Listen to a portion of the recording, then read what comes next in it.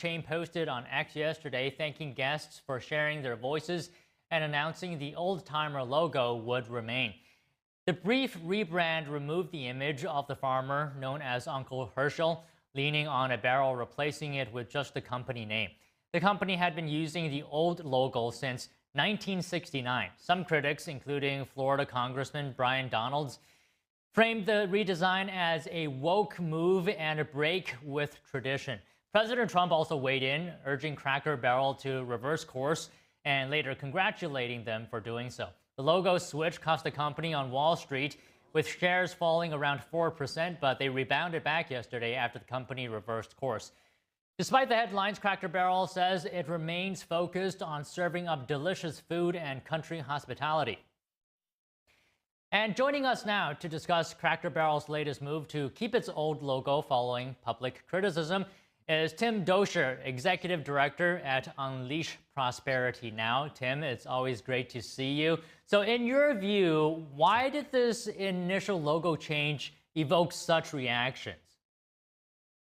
You know, it's funny because if you take a look at this, and it's just a logo change. I mean, how could this possibly be a big deal? But then you think about what the restaurant industry has been in and through since COVID, and that is the customer tends to be always wrong at this point. Anybody that can tell you that goes out to eat has a much different restaurant experience than they did before COVID. And that is typically, worse service, more expensive. They get the food order wrong, all these things that make it going out to eat frustrating. And I think that, this logo change, it has something to do probably with maybe the go woke, go broke mentality. But I also think that there is pent up frustration for old classic restaurants like Cracker Barrel changing their tune. And we're definitely seeing that. And by the way, I'll just say this, kudos to them for listening to the customer and actually saying, hey, you know what, customer, you are always right. So, Tim, what do you think here? How much does customer loyalty depend on, the outside branding versus the product itself? I think it's all the above. I mean, I don't know. I know you all are in New York City, so you may not have a Cracker Barrel, at the local I-75 exit like we did in Michigan. But, you go to Cracker Barrel and you see the same thing. You see the rocking chairs, you see, all of the goods inside the store before you even get to the restaurant. And it's uniform. It's incredible. It really is something there. So I think that there is some brand confusion. Like, why are we changing this? This always works. This is what we come for.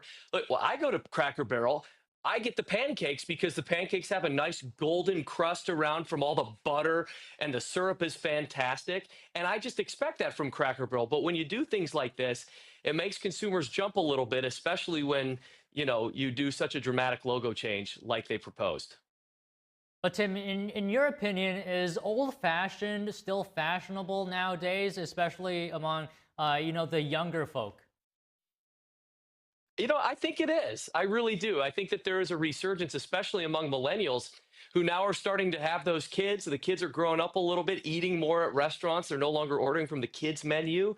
Look, going out to eat at your local artisan restaurant with expensive prices and $20 cocktails no longer cuts it for millennials who are trying to avoid credit card debt. So they look to old staples like Cracker Barrel, maybe like an Applebee's or like an Olive Garden as something that's good, but you can also get a meal for under, $20. A good meal, a substantial meal for under $20. And so I don't think that the old time reputation that you get when you see Cracker Barrel is the problem. I think it's how much are you changing the thing that I'm used to, and how am I still going to be able to get the same meal for a low price like I was? That's the most important thing, I think, to younger people. And Tim, let me get your comments on the discussion surrounding this move itself and the overall cultural climate, because President Trump even joined in the conversation, and he posted a meme about it, and we can probably show that right now, of him leaning against a oil barrel, which is sort of a play on the logo of Cracker Barrel, right? Maybe you can comment on that, and as well as what do you think is the cultural climate right now relevant to this issue? This is such a great question because it just shows you what a cultural phenomena that Cracker Barrel has been. Yeah, there's the photo right there. That's fantastic. It just shows you that people, you don't have to spend much time in America before you see a Cracker Barrel and before you resonate. I mean, that is America. And so I think that President Trump weighing in is standing up for those institutions that have traditionally been a part of America. And it's not even political, it has nothing to do with that. It's just simply this is a part of our culture. This is something that we are proud of, and we should probably fight for things like that. And I want to say this too. If ever you learn the name of a CEO of a company like Cracker Barrel, you're probably doing something wrong. And we saw Cracker Barrel roll out their CEO on ABC Morning and Good Morning America, talking about the rebranding, defending the rebranding. I'm sorry. Once you've reached that level, once I've learned your name, once I've seen your face, you got to backtrack it. And I think that they learned that lesson. Right. I mean, you make an important point there. I wonder if Cracker Barrel could have avoided the backlash because, some people, they just don't like change no matter what. Yeah. Yeah. Well, look, I mean, again, I'm going back and I'm sorry to keep hammering this, but if you have a Cracker Barrel pancake, or if you have the biscuits, or if you have mashed potatoes, or if you have all the great stuff there, it's really, really difficult to say, okay, well, I'm open to whatever else is new on the menu or whatever else. I mean, it is an incredible experience. And it sings of the culture of the South here in America and of the heartland. And that's part of the area that President Trump has excelled at so well at resonating with. And so this is the cultural thing. And I think that they've rightfully backtracked, and kudos to them for doing that. Okay, Tim, just one last thing. What do you think Yeah. other companies should take away from this?